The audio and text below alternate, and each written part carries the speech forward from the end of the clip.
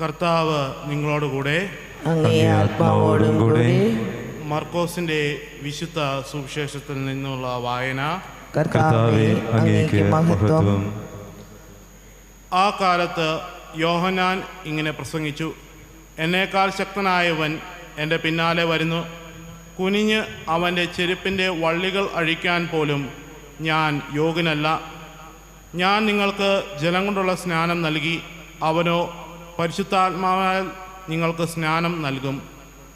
അന്നൊരിക്കൽ യേശു ഗലീലയിലെ നസത്തിൽ നിന്ന് വന്ന് ജോർദാനിൽ വച്ച് യോഹന്നാനിൽ നിന്ന് സ്നാനം സ്വീകരിച്ചു. വെള്ളത്തിൽ നിന്ന് കയറുമ്പോൾ പെട്ടെന്ന് ആകാശം പിളരുന്നതും ആത്മാവ് പ്രാവിൻ്റെ രൂപത്തിൽ തൻ്റെ മേൽ ഇറങ്ങി വരുന്നതും അവൻ കണ്ടു. സ്വർഗത്തിൽ നിന്ന് ഒരു സ്വരമുണ്ടായി: നീ എൻ്റെ പ്രിയപുത്രൻ, നിന്നിൽ ഞാൻ പ്രസാദിച്ചിരിക്കുന്നു. കർത്താവിൻ്റെ സുവിശേഷം. ക്രിസ്തുവേ, അങ്ങേക്ക് സ്തുതി.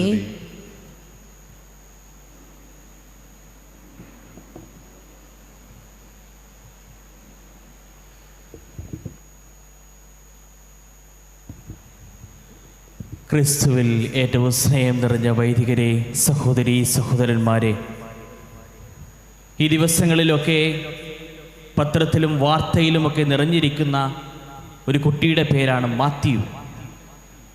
ഏതാനും വർഷങ്ങൾക്ക് മുൻപ് അവനവൻ്റെ അപ്പനെ നഷ്ടമായി. വീട്ടിലേക്ക് ഒരു ഇരുട്ട് കയറിയ പോലത്തെ ഒരു ഭീതി.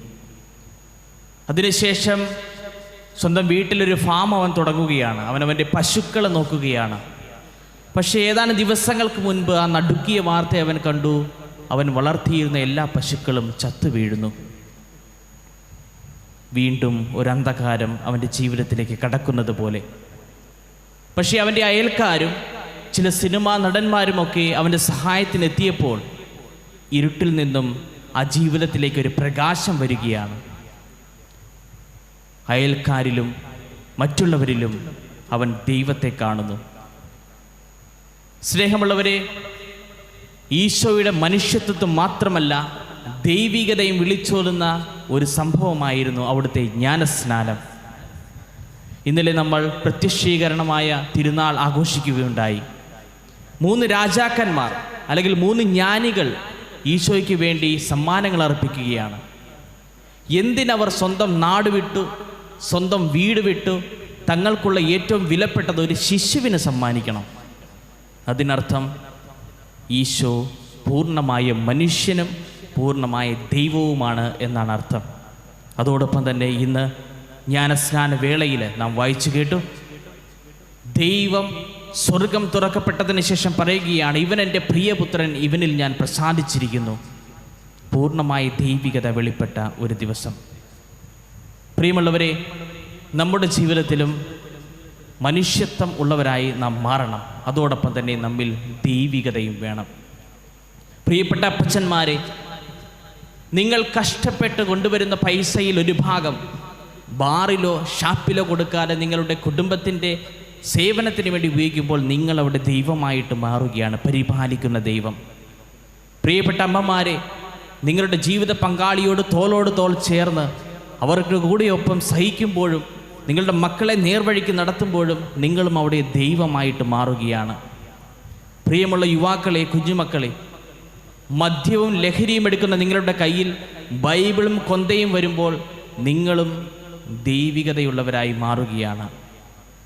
നമ്മിലും മറ്റുള്ളവർക്ക് ദൈവത്തെ കാണുവാൻ സാധിക്കണം. കൊൽക്കത്തയിലെ തെരുവീതിയിൽ ഒരു ഓടയിലൊരു വൃദ്ധൻ കിടന്നു.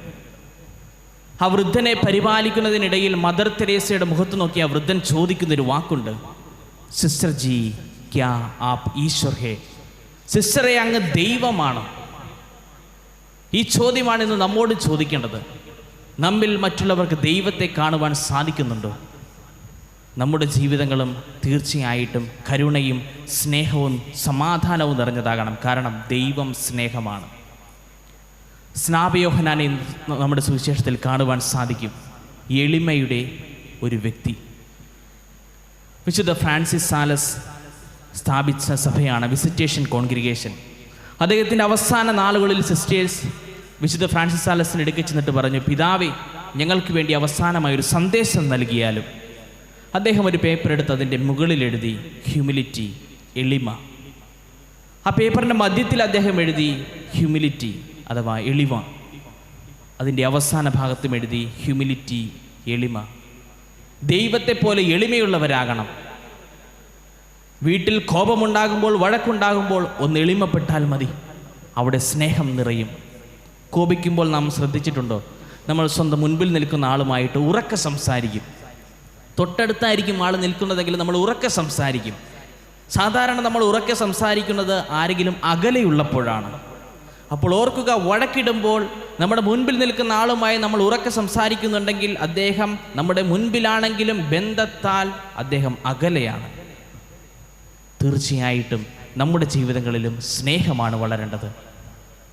ഇന്നേ ദിവസം ഈ കുർബാന കഴിഞ്ഞ് തിരിച്ചു പോകുമ്പോൾ നാം ഓരോരുത്തരും കുർബാനയായി മാറണം.